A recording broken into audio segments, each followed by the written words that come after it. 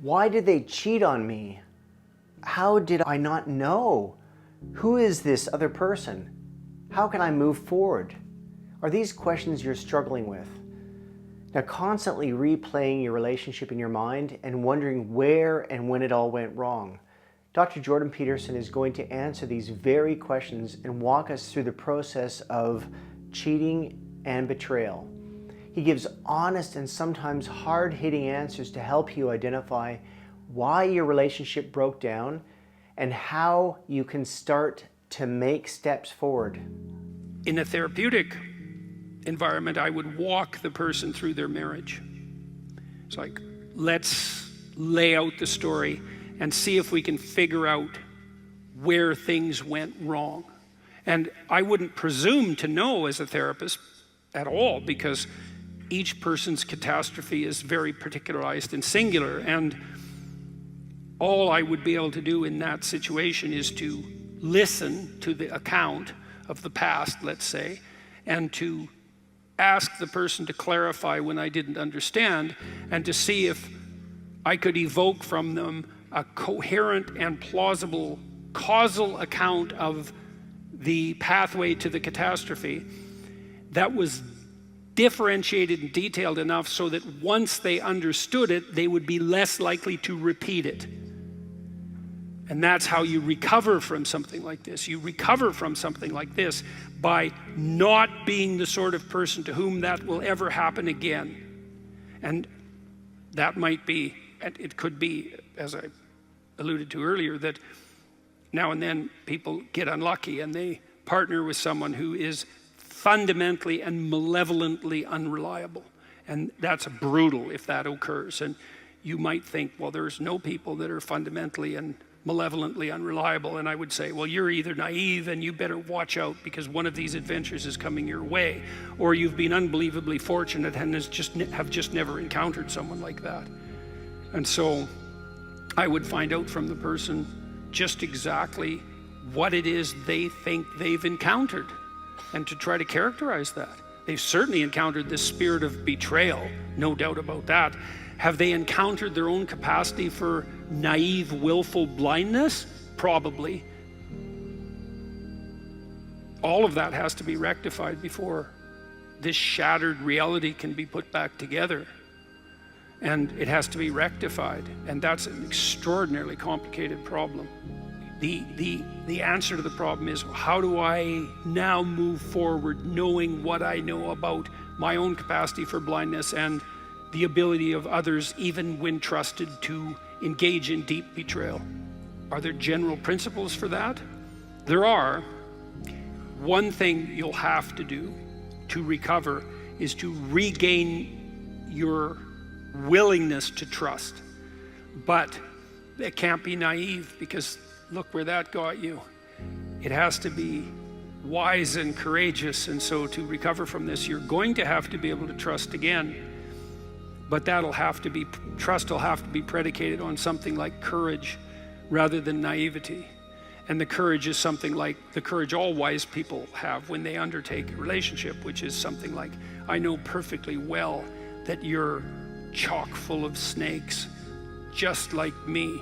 But the best pathway forward, nonetheless, is for us to extend a hand in trust to each other and see if we can build a valid and solid and sustainable and iterable relationship despite our mutual inadequacies and our proclivity for malevolence.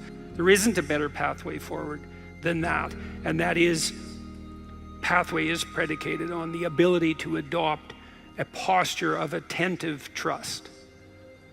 It's frequently the case that someone in this situation has to mature past their naivety, and that's a very painful thing to do, and then to regain their footing.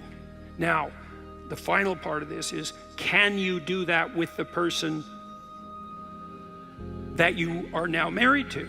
And the answer is, well, you didn't do it the first time, so I wouldn't count on it.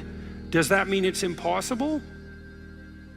No, but it's going to require a lot of courageous digging to get to that point. A lot of admission of rage too. No, it's like, I am so upset with you that it isn't obvious to me that I could ever forgive you. I don't even know how I would do that. Can you help me figure that out? Well, then you have to trust the other person to convince you that they're now trustworthy. Well, maybe they can do that. And you can refer to your own resentment. One of the pathways to forgiveness is to have the person who's wronged you confess, right? And to confess is to give a detailed and compelling, accurate, differentiated, causal account of the betrayal. It's like, here's exactly what happened. Here's the multiple instances. Here's my entire set of motivations. This is why I was so angry with you that I thought that this betrayal was acceptable. Here's why I was so impulsive and shallow that I believed that the affair was justifiable. Right? That has to go all the way down to the depths, to a depth that's as deep as the betrayal itself. And maybe once that confession has been made manifest and a plan has been put forward that is indicative of the willingness and ability to change, that a reconfigured relationship can be newly established and move forward on that basis. But man, it's a tough row to hoe, and it's highly unlikely. There's a rule in this book: do not hide unwanted things in the fog. Yeah, well, people hide a lot of unwanted things in the fog in their relationships, and sometimes the consequence of that is a deep betrayal. The medicine for that, the necessary antidote for that, is to reveal all those hidden things. And God, in a relationship that's gone spectacularly wrong, that can be 10,000 things that weren't faced in the course of the relationship. And every single one of them has to be resurrected and thought through. You know, unfortunately, in some sense, that's fated as well, because once you've been hurt like that, there isn't an alternative in terms of reconstituting yourself. There isn't another option. You have to face everything that made you vulnerable in that manner to begin with. And that's a lot to face, especially all at once, especially when you've been avoiding it for maybe decades or maybe your whole life. It's rough, so good luck with it. And don't pretend. Here's a piece of advice, and as a therapist, I generally don't give people advice because that isn't the role of a therapist. Do not pretend to be better than you are in this situation, right? The fact that you're enraged, let's say, and you should be, that has to be fully admitted and worked through, because otherwise you'll reconstitute the relationship on unbelievably on shaky grounds, and some crisis will come your way that's not even very serious and blow you into bits again.